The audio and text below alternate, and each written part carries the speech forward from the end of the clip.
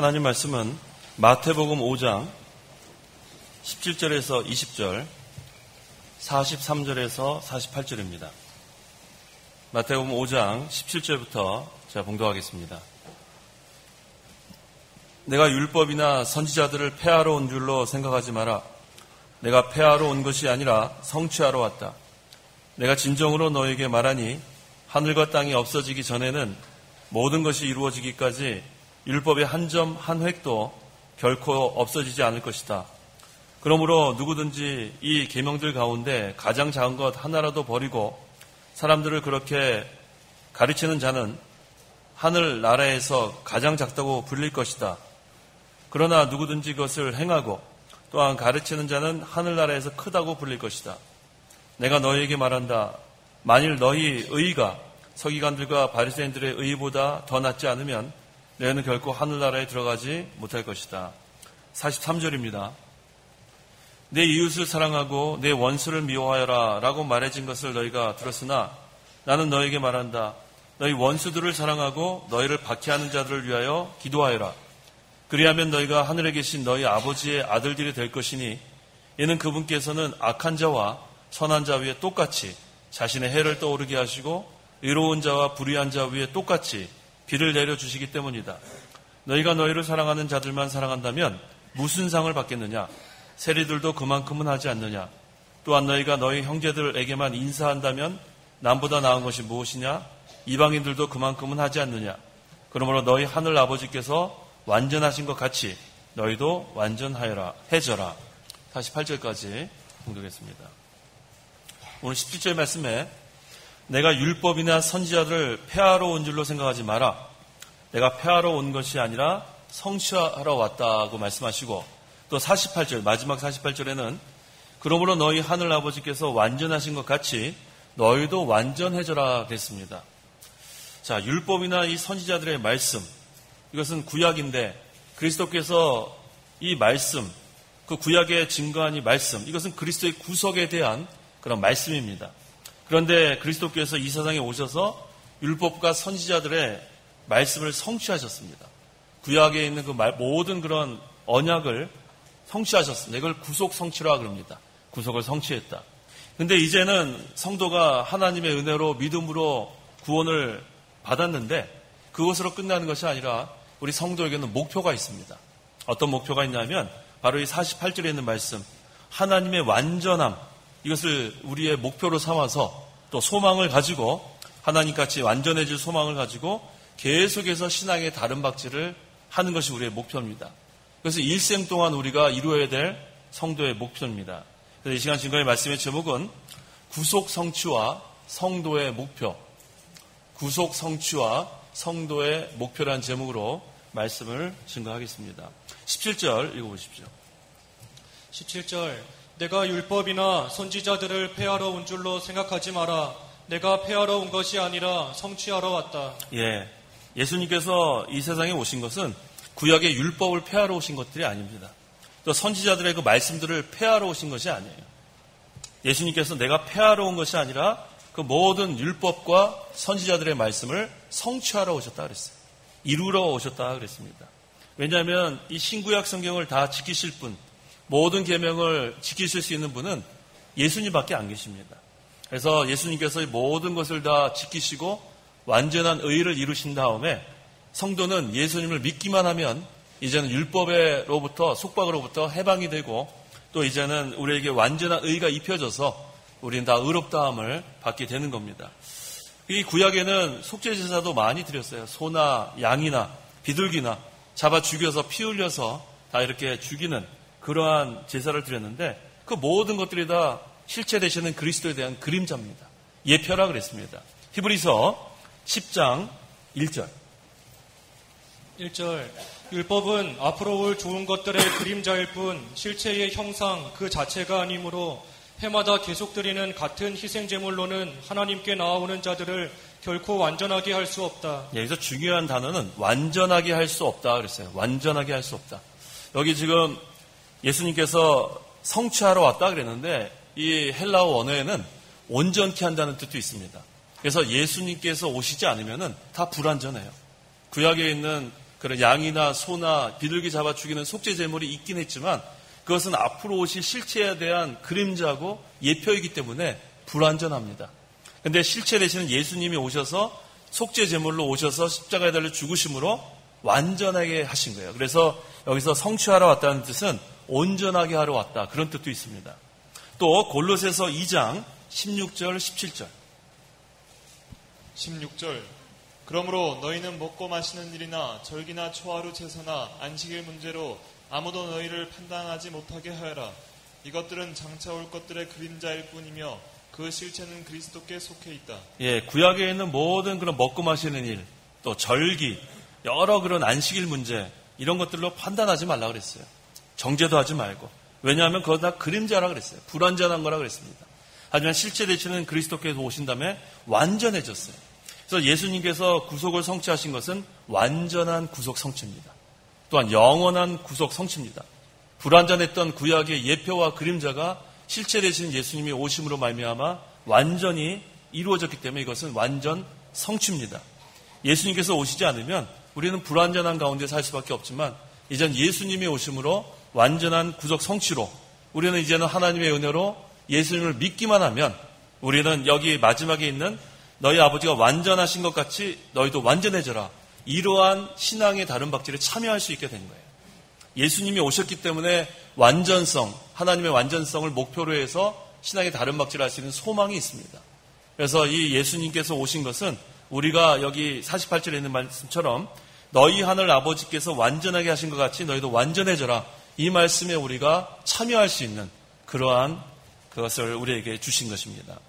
그 다음에 여기서 예수님께서 성취하셨던 말은 또 어떤 의미냐 하면은 예수님께서 오셔서 구약의 제도와 의식, 그 다음에 의문에 대한 실체로 오셨다는 말. 이게 첫 번째 아까 증거한 거고 두 번째는 완전 속죄를 의미한다고 그랬습니다. 완전 속죄.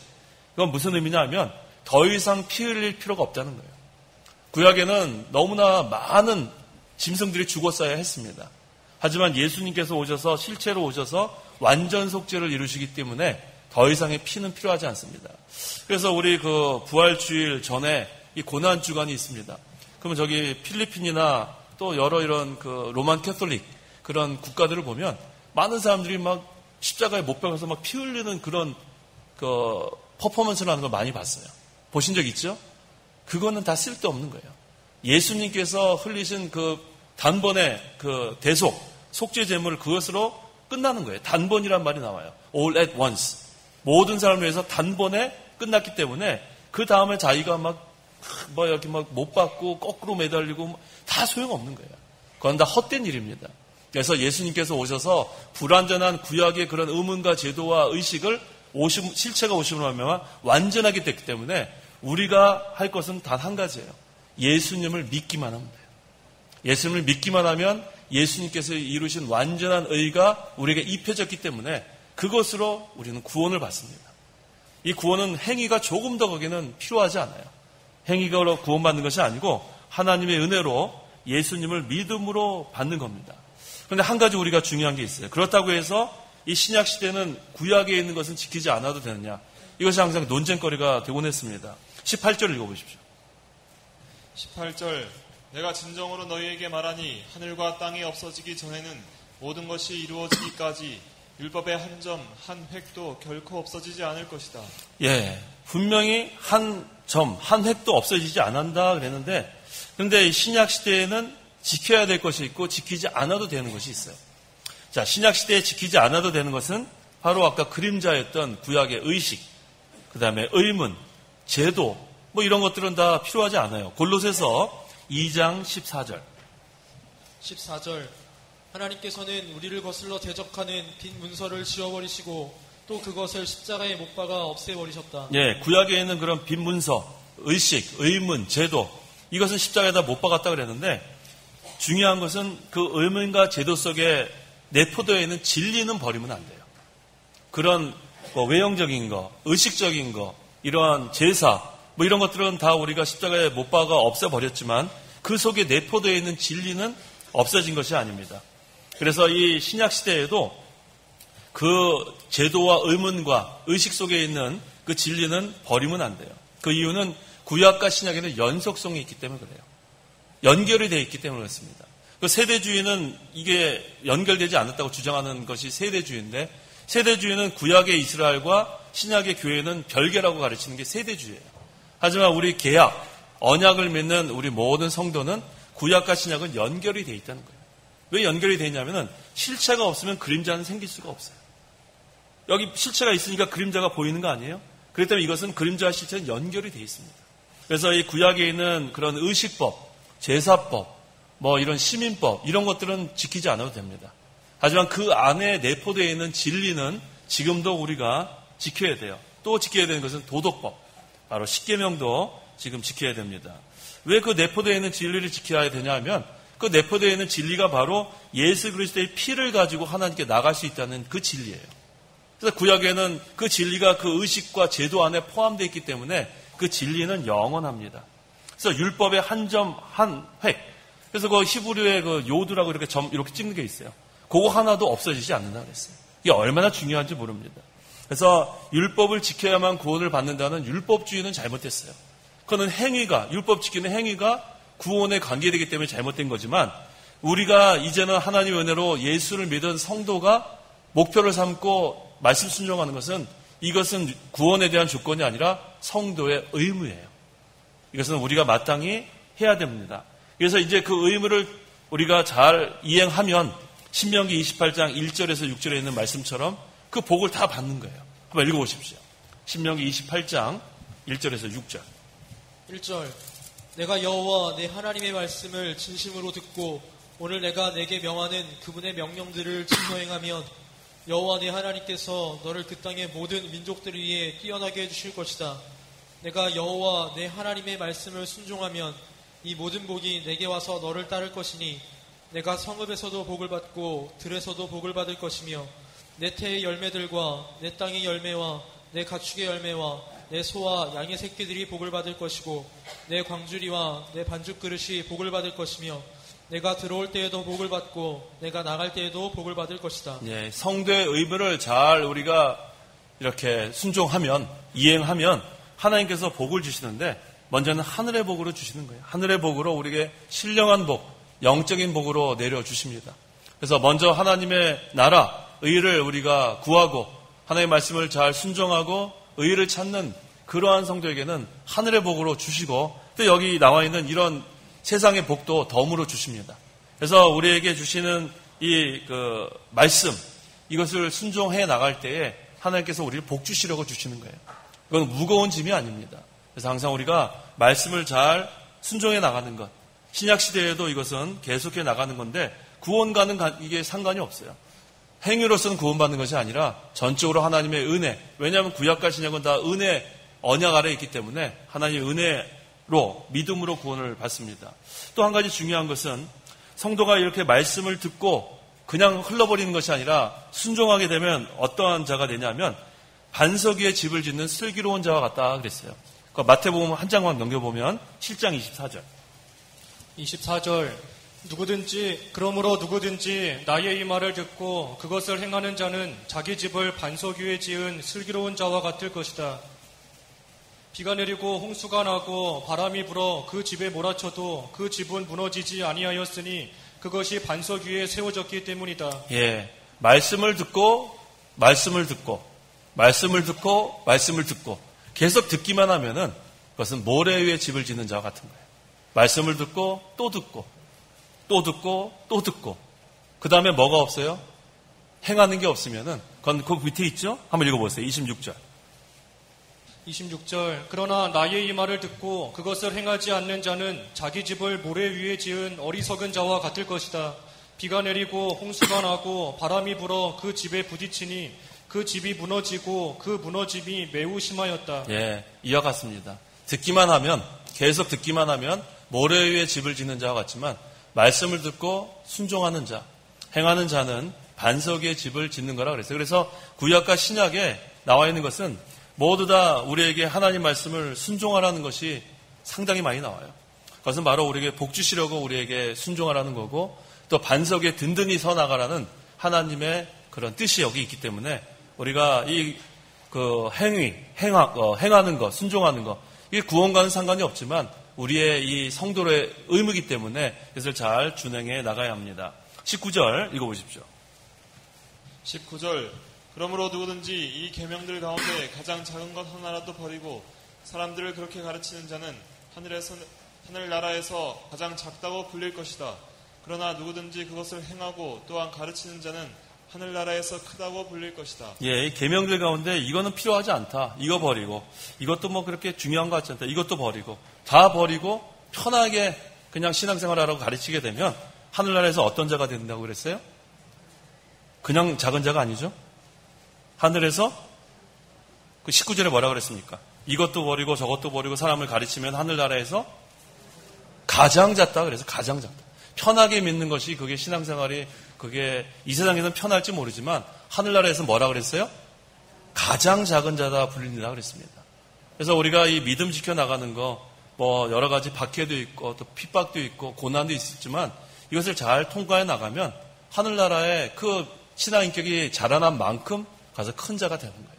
이게 참 귀한 진리입니다. 우리 이 목사님 통해서 하늘나라 가면 큰 자가 있고 작은 자가 있다. 참 귀한 진리 배운 거예요. 그래서 여기 또 그랬죠. 누구든지 그것을 행하고 또한 가르치는 자는 하늘나라에서 어떻다 그랬어요? 크다고 불릴 것이다 그랬어요. 그래서 우리가 이 세상에서 신앙생활을 한 만큼 말씀을 잘 순종했는가 또 우리가 복음을 잘 증거했는가 또 자라났는가 그걸 가지고 하늘나라 가서 큰 자가 있고 작은 자가 있고 그래서 바로 그게 중생한 영이 얼만큼 자라났는가 이것이 중요한 겁니다. 그래서 분명히 구원은 행함에 있는 것이 아니에요. 하나님의 은혜로 믿음으로 얻게 되는 것이 분명한데 이 성도의 행위는 상급하고만 관계가 있다는 거예요. 하늘나라 가서 큰 자가 있고 작은 자가 있고 또 천년왕국 때 10고을 다스리는 권세를 가진 자가 있고 또 5고을 다스리는 권세를 가진 자가 있고 그것은 하늘나라 가서 상급과 관계되는 것입니다. 이것이 왜 또 우리에게 어떤 것을 알려주냐면 사도 바울 같은 경우는 일생 동안 선한 싸움을 싸웠죠. 달려갈 길을 마치고 많은 환난과 고난을 받은 다음에 믿음을 지키고 하늘나라 갔어요. 그러면 큰 자일까요? 작은 자일까요? 큰 자겠죠. 그렇게 하늘나라 가면은 큰 자가 있고 또 우리 무슨 그 예수님 십자가에 달려 죽으실 때 믿자마자 죽은 또 강도 있잖아요. 네가 오늘 나와 낙원에 있으리라 함께 낙원에 있으리라. 그 자는 큰 자일까요? 작은 자일까요? 작은 자겠죠. 그런 것으로 우리가 이해할 수 있는 거예요. 똑같지 않습니다.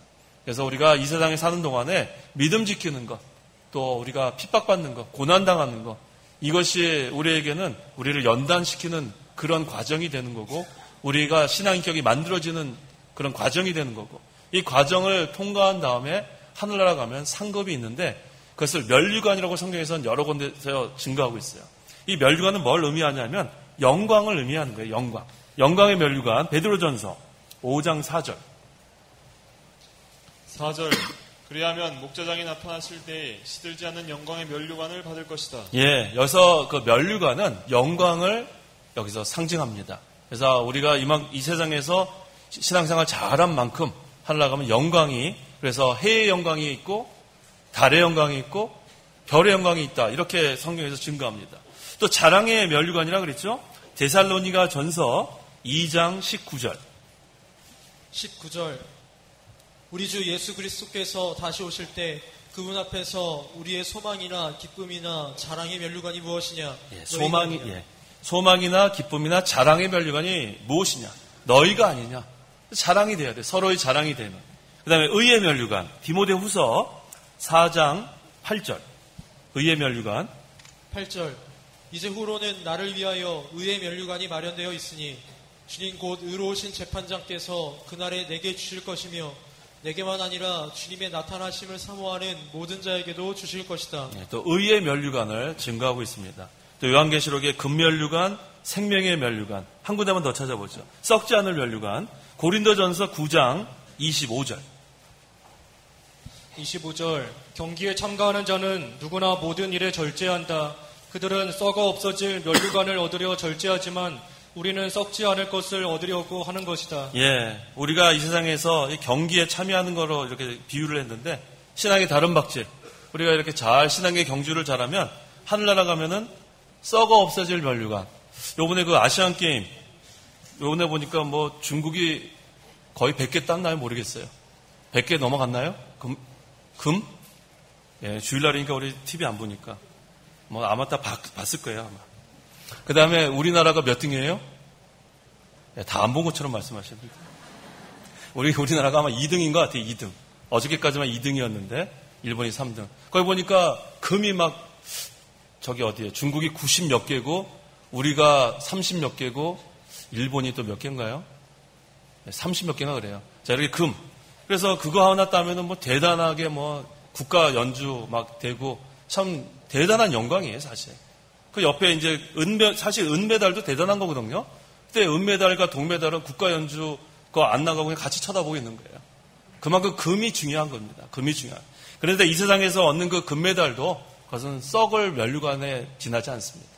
근데 우리가 받을 그 면류관은 썩지 않을 면류관이라고 했어요.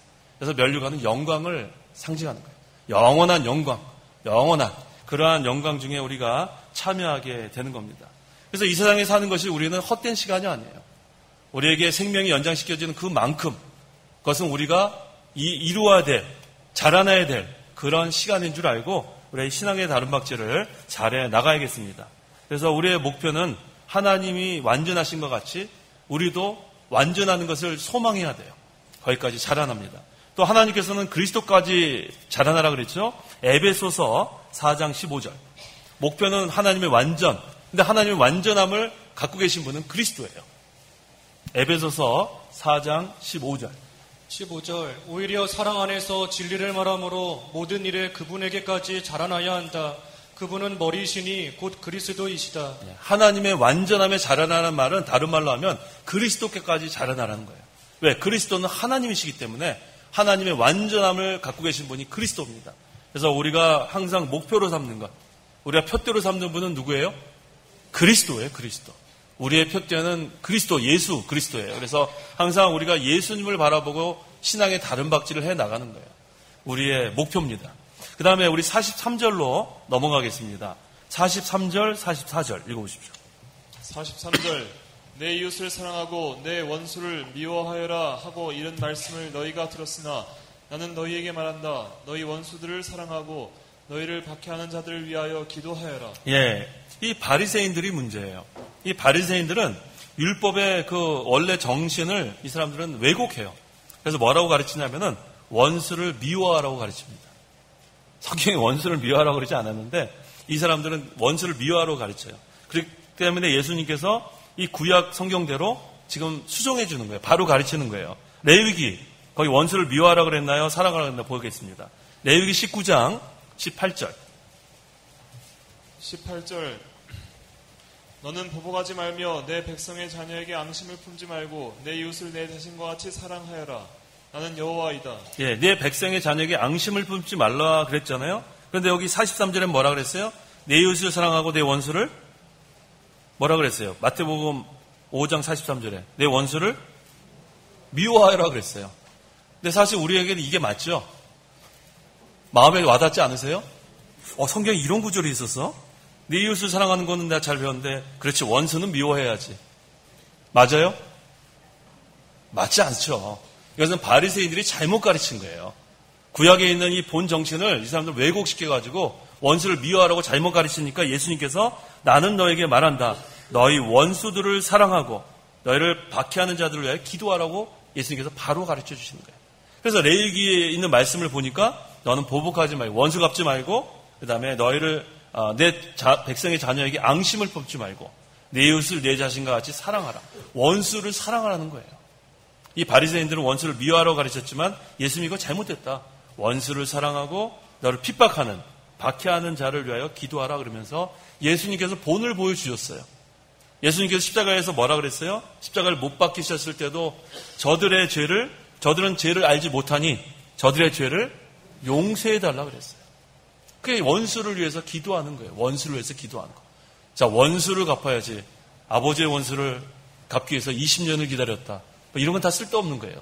20년 동안 다른 걸 해야지 뭐 그런 걸 하겠어요. 또 우리 스데반도 어떻게 했어요? 돌에 맞아 죽으면서도 하나님 저들의 죄를 용서해달라고 기도했어요. 이게 바로 마음에 하나님 나라가 이루어진 성도예요. 하나님 나라가 우리 마음속에 이루어지려면 원수를 사랑하는 데까지 나가는 거예요. 우리 마음속에 원수를 사랑하는 그런 성도는 그 마음에 하나님 나라가 이루어진 거예요. 그래서 예수님께서는 그 마음속에 하나님 나라가 이루어진 거고 스데반도 하나님 나라가 이루어졌기 때문에 지금 못 박는 그 자들 또 돌 던지는 그 자들까지 용서해달라고 기도하는 그러한 자리까지 나아갑니다. 자, 우리의 기도는 어떻습니까? 하나님, 나를 이렇게 비방하고 나를 못살게 구이고 나를 이렇게 싫어하는 그 사람들 사랑하게 해달라고 기도하지 않고 잘 되나 보자 그러죠. 잘 되나 보자. 그러면 안 돼요. 그래, 너는 잘 되는데 너 자녀도 잘 되나 보자. 그러면 안 돼요. 우리가 항상 그런 마음 가지면 안 돼요. 앙심을 품는 것, 그것은 믿음이 아니에요. 항상 우리가 원하는 관계가 있으면 그것을 다 풀어야 돼요. 원하는 것 갖고서는 우리가 뭐라 그랬죠? 형제와 그 원한을 품고 재물을 옆에다 두고 그거부터 풀고서 제단에 나가라 그랬어요. 그러니까 예배 시간 여기 들어오기 전에 우리가 다 그런 것을 풀고서 예배를 해야 하나님께서 기뻐하십니다. 근데 지금 이 자리에 나와 앉았으면서도 내가 저 싫어하는 사람이 저기쯤 앉아있다 이러면 안 돼요. 그래서 우리가 끝난 다음에는 다 찾아가가지고 참 우리 다 풀자. 그런 자가 돼야 돼요. 그런 자가 마음에 하나님 나라가 이루어진 자입니다. 그 누구하고도 막혀있으면 안 돼요. 또 여기 보니까 여기 인사하는 거 나오죠? 어디 나오죠? 인사하는 거. 몇 절에 나옵니까? 47절에 또한 너희가 너희 형제들에게만 인사한다면 이방인보다 나은 것이 뭐가 있냐? 우리 인사도 마찬가지예요. 인사 안 하는 사람이 있어요. 교인 중에서. 뭐가 그렇게 미운지. 앞에 있으면서도 싹 지나가요. 그거는 믿음이 아니에요. 믿음이 아니에요. 항상 우리가 인사하는 것부터 우리가 잘해야 돼요. 인사하는 것부터. 왜 뻔히 이렇게 앞에 얼굴이 있는데 그걸 왜 싹 고개를 돌리면서 가죠? 그건 도무지 저는 이해할 수가 없어요. 그러면 저는 그 얼굴 따라가서 인사해요. 그거 우리 이 목사님께 배운 거예요. 이 목사님께. 이 목사님이 그렇게 하라고 그러시더라고요. 인사 안 하면 따라가서 해가지고 인사하래요. 그래서 여러분들 누가 인사 안 하잖아요. 가서 어깨 잡고 돌린 다음에 인사하세요. 인사해야지 어떻게 했어요. 풀어야지 어떻게 하겠어요. 우리가 그런 것부터 고쳐나가야 돼요. 우리가 뭐 믿음 생활 잘한다. 몇십 년 믿었다 그러면서 인사 안 하고 서로 미워하는 마음 그대로 갖고 있고 올해가 이제 얼마 남지 않았는데 이제 뭐 9월 달에 다 푸세요. 9월 달. 뭐 올해까지 가지 말고 오늘 9월 28일이죠. 내일 모레까지 다 회개하고 다 풀고 수요 예배 때 만날 때 다 반갑게 만나세요. 먼저 인사하시고 그렇게 나가야 우리 마음이 편안합니다. 그래야 우리가 하나님께서 기뻐 받으시는 그러한 심령 상태가 이루어지는 겁니다. 그 이유가 45절이에요. 45절. 그리하면 너희가 하늘에 계신 너희 아버지의 아들들이 될 것이니 이는 그분께서는 악한 자와 선한 자 위에 똑같이 자신의 해를 떠오르게 하시고 의로운 자와 불의한 자 위에 똑같이 비를 내려주시기 때문이다. 네. 이거 45절 하기 전에 한 가지 오해를 풀어야 될 게 있어요. 제가 이렇게 오전 예배 끝나면은 인사를 합니다. 그런데 어쩔 때는 한 8분이 같이 인사할 때가 있어요. 그럼 어디에다 눈빛을 해야 될지 모르겠어요. 쓱 이럴 수도 없고 악수는 여기다 하면서 이렇게 인사할 수도 있고 그래서 제발 제가 말씀드릴 때 오해하지 않으셨으면 좋겠어요. 어떤 분은 뒤에서 인사하는데 볼 수가 없어요. 그 다음에 집에 가서 왜 목사님은 청년들만 좋아하냐. 내가 청년들만 좋아하는 게 아니에요. 청년들만 좋아하는 게 아니라 청년들 이렇게 있으면은 제가 옆에 이렇게 회장이랑 부회장이랑 전도부장이랑 한 4명 세워놔요. 왜냐하면 청년들 여기 오전 예배에 나온 사람 중에서 혹시 청년부 나올 사람이 있는가. 그래서 딱 봐가지고 이 사람 청년부 나올 만한 사람인데 안 나온다 그러면은 박철 빨리 와. 그래가지고 남학생 되고 정희지 빨리 와. 여기 다 들어가네. 미안해요. 다 해가지고 빨리 이렇게 한 명씩 제가 이렇게 맡기는 거지. 무슨 제가 청년만 좋아하겠어요. 저 할머니 좋아합니다. 할아버지 좋아하고. 저 원래 할머니, 할아버지 정말 좋아해요. 제가 우리 친할머니가 저를 키워주셨기 때문에 얼마나 제가 할머니 좋아하는데요. 할머니 아주 좋아하고요. 할아버지 아주 좋아합니다. 그럼 오해 아줌마도 좋아해요. 아저씨도 좋아해요. 전혀 목사는 청년만 좋아하고 그런 사람이 아니에요. 그러니까 그런 오해는 혹시 그런 마음으로 또 지금 이렇게 쳐다보고 계신 분들은 풀으십시오. 지금 저를 좀 용납해 주세요. 그래서 제가 일부러 그런 것이 아니라 여러분이 이렇게 하다 보면은 제가 사실 저도 정신을 바짝 차려야 되는데 그렇게 다 하지 못할 때가 많습니다. 아시겠죠? 감사합니다. 자, 그래서 45절에 이 45절에 있는 말씀을 일반 은총이라 하기도 하고 하나님의 섭리라고 하기도 해요. 신학자마다 일반 은총이라고 하기도 하고 하나님의 섭리. 이건 무슨 얘기냐면 믿는 사람이나 믿지 않는 사람이나 하나님이 똑같이 햇빛도 주시고 비도 내려주시고 또 하나님께서는 모든 사람들에게 똑같이 의로운 자나 불의한 자에게 다 내려주신다는 것. 이게 바로 하나님의 사랑을 여기서 보여줍니다. 이 하나님의 은혜, 이것을 일반 은총 또는 섭리라고 우리가 얘기하는데 이렇게 하나님처럼 모든 사람을 사랑하고 또 모든 사람을 위해서 기도해주는 성도가 여기 있는 말씀처럼 하나님의 아들들이 될 자격이 있다는 거예요.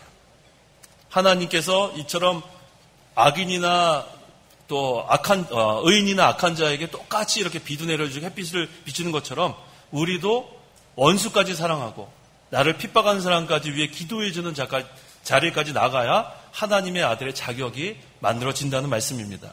그래서 우리가 항상 그리스도 안에 있고 또 그리스도가 내 안에 계시고 그러면 하나님 나라가 우리 마음에 이루어지는 거예요. 그래서 그러한 상태에서 우리가 점점 원수까지 사랑하는 자리까지 나아가면 또 그들을 위해서 기도하는 자리까지 나아가면 하나님께서 이렇게 우리에게 베푸시는 그러한 일반 은총 그 자리까지 우리가 닮아가는 것입니다. 46절에서 47절 46절 너희가 너희를 사랑하는 자들만 사랑한다면 무슨 상을 받겠느냐? 세리들도 그만큼은 하지 않느냐? 또한 너희가 너희 형제들에게만 인사한다면 남보다 나은 것이 무엇이냐? 이방인들도 그만큼은 하지 않느냐? 예, 그러니까 우리가 모두 다 인사하고 모두 다 사랑하고 원한을 풀고 그렇게 우리가 그 자리까지 나아가야 하나님의 그 아들의 자격 이룬다 그랬습니다. 그 다음에 48절 그러므로 너희 하늘 아버지께서 완전하신 것 같이 너희도 완전해져라 그랬어요. 바로 하나님께서 완전하신 것 같이 우리도 완전해져라. 이건 명령이에요. 그래서 성도는 하나님의 완전을 영원토록 배워나가야 돼요.